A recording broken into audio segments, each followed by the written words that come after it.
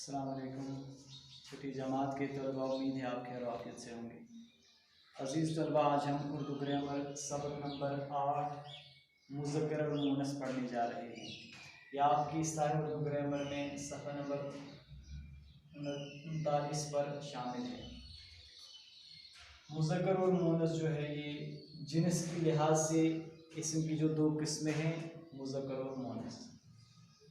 यानी जब हम जिन्स के लिहाज से देखते हैं तो इसम की दो किस्में हैं, एक है मुज़क्कर और दूसरा है मुअन्नस। इसी को हम तज़किर व तानीस भी कहते हैं। तो हम मुज़क्कर किसको कहते हैं? मुज़क्कर वो इसम है जो नर के लिए बोला जाए, मसलन लड़का, धोबी वगैरह। यानी मुज़क्कर वो इसम होता है जो सिर्फ नर के लिए बोला जाता है। नर के लिए जो बोलते हैं उसी को हम मुज़क्कर कहते हैं। जिस तरह लड़का या धोबी, ये मुज़क्कर के अल्फाज हैं। इसके बाद है मुअन्नस। मुअन्नस वो इसमें जो सिर्फ मादा के लिए बोला जाए, यानी मादा के लिए जो इसम बोले जाते हैं उसी को हम मुअन्नस कहते हैं, जिसको हम तानीस भी कहते हैं। मसलन बकरी, धोबन, गाय वगैरह। यहाँ पे जब मैंने मुज़क्कर कहा तो मुज़क्कर में हमने लिखा है धोबी, मुअन्नस में लिखा धोबन। तो इस तरह हमें पता चलता है कि मुअन्नस वो इसम है जो सिर्फ मादा के लिए बोला जाता है। अब तज़किर व तानीस दो तरह की होती है, एक है हकीकी तज़किर व तानीस, इसके बाद है गैर हकीकी तज़किर व तानीस। अब हकीकी तज़किर व तानीस कौन सी तज़किर व तानीस है? हकीकी तज़किर व तानीस जानदारों के साथ ताल्लुक़ रखती है, यानी जानदारों के साथ ताल्लुक़ रखने वाली तज़किर व तानीस जो है उसी को हम हकीकी तज़किर व तानीस कहते हैं। और इसमें नर के मुकाबले में मादा ज़रूर होती है। इस हकीकी तज़किर व तानीस में नर भी होता है, मादा भी होती है। इसी वजह से इसको हकीकी तज़किर व तानीस कहा जाता है। मसलन घोड़ा के मुकाबले घोड़ी है, धोबी के मुकाबले धोबन। ये हकीकी तज़किर व तानीस है, क्योंकि यहाँ नर के मुकाबले में मादा होती है और इनका ताल्लुक जानदारों के साथ है। इसी वजह से इसको हकीकी तज़किर व तानीस कहते हैं। अब है गैर हकीकी तज़किर व तानीस। गैर हकीकी तज़किर व तानीस बेजान चीज़ों के साथ ताल्लुक़ रखती है, यानी बेजान चीज़ों के साथ जो तज़किर व तानीस ताल्लुक़ रखते हैं उसको हम गैर हकीकी तज़किर व तानीस कहते हैं। यहाँ नर के मुकाबले में मादा नहीं होती, यहाँ न कोई नर और न कोई मादा होती है, बल्कि माहिरीन लिसानियत ने उन्हें फ़र्जी तौर पर तज़किर व तानीस में तकसीम किया है।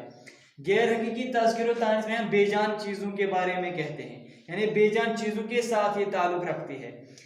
यहाँ न कोई नर होता है न कोई मादा होती है, बल्कि जो ज़बान के जो माहिरीन हैं, जिन्होंने ज़बान बनाई है, जिन्होंने ज़बान के कवायद मुरतब किए हैं, उन्होंने इन बेजान चीज़ों को भी तज़किर व तानीस में तकसीम किया है।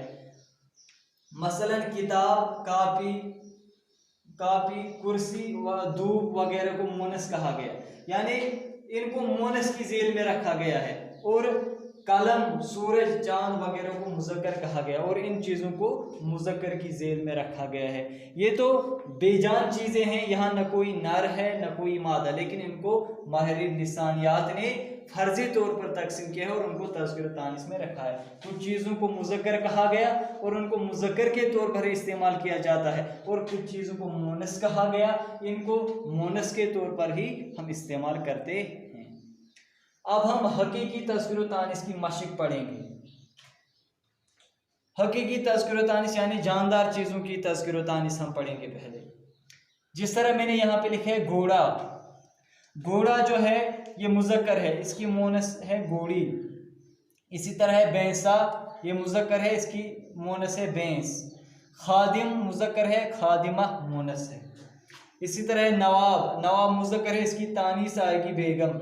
दर्जी की तानीस है दर्जन, अदाकार की मुअन्नस है अदाकारा। और इसी तरह शेर, शेर मुज़क्कर है, शेरनी मुअन्नस है, यानी इसकी तानीस जो है शेर की वो है शेरनी। लोहार, लोहार मुज़क्कर है और इसकी तानीस आएगी लोहारन। तो ये कुछ अस्मा जो मैंने यहाँ पे बताई, इनका ताल्लुक जानदारों के साथ है, उनकी तज़किर व तानीस मैंने आपको सिखाई। अब हम नेक्स्ट वीडियो में गैर हकीकी तज़किर व तानीस पर बात करेंगे। उम्मीद है यहाँ तक आपको समझ आया होगा। अब मिलते हैं नेक्स्ट वीडियो में, जब तक के लिए अल्लाह हाफ़िज़।